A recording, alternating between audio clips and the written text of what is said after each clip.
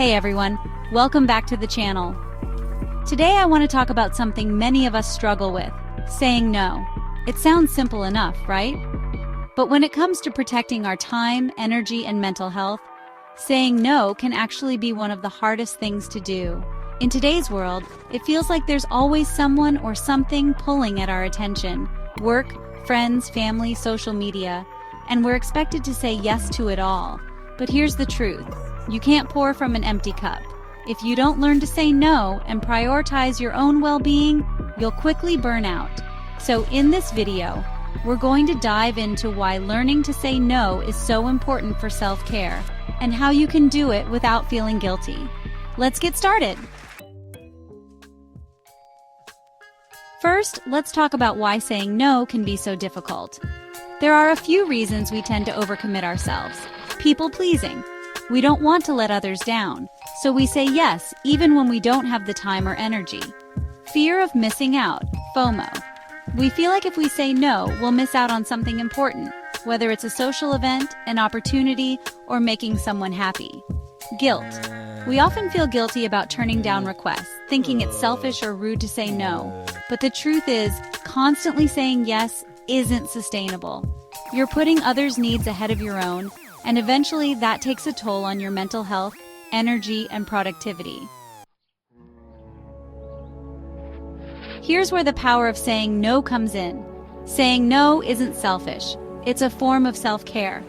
When you say no, you're prioritizing your own well-being, and here's why that's so important. Protecting your time. You have a limited amount of time and energy. By saying no to things that drain you, you're creating space for the things that truly matter to you. Your hobbies, your health, your relationships, preventing burnout. Overcommitting leads to stress, exhaustion, and burnout. Saying no allows you to maintain a healthy balance and avoid running yourself into the ground. Maintaining mental health. Every time you say yes to something you don't want to do, you're adding to your mental load. Saying no helps you protect your peace and avoid unnecessary stress.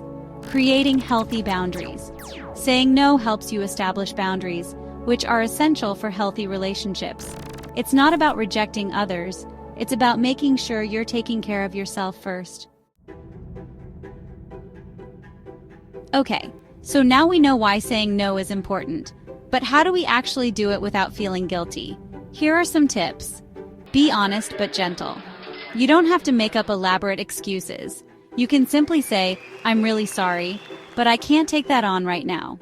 Be straightforward but kind. Practice saying no. The more you practice, the easier it becomes. Start by saying no in smaller, less significant situations, like declining a casual invite to hang out or turning down a work project that you know isn't right for you. Use I statements. Instead of focusing on the other person's request, make it about you. For example, "I need some time to focus on my mental health right now," or "I've already committed to something else." This shifts the focus to your needs, which makes it easier to say no without guilt. Offer alternatives when appropriate. If you want to help, but you simply can't take on more, suggest an alternative. "I can't help with this, but have you tried asking someone else?" Offering a solution can soften the refusal and show you still care. Don't over-explain. You don't owe anyone an explanation. A simple no is enough. The more you justify your reasons, the more you might end up second-guessing yourself. Keep it clear and simple. Saying no has some incredible benefits for your well-being.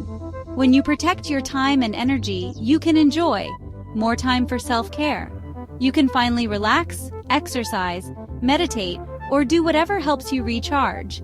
Better focus and productivity.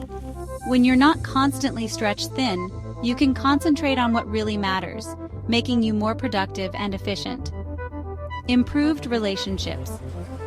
Setting boundaries leads to healthier, more respectful relationships because you're not overcommitting and feeling resentful. Increase self-respect. When you say no, you're choosing yourself and your well-being, which builds confidence and self-esteem. Now, I challenge you to start saying no this week, just once. It could be turning down a request at work, saying no to an event you don't want to go to, or simply taking a break for yourself. What's one thing you're going to say no to in order to prioritize your self-care? I'd love to hear your thoughts in the comments below.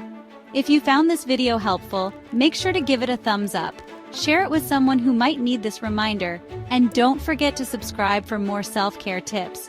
Thanks for watching, and remember, saying no is not selfish. It's necessary for taking care of yourself.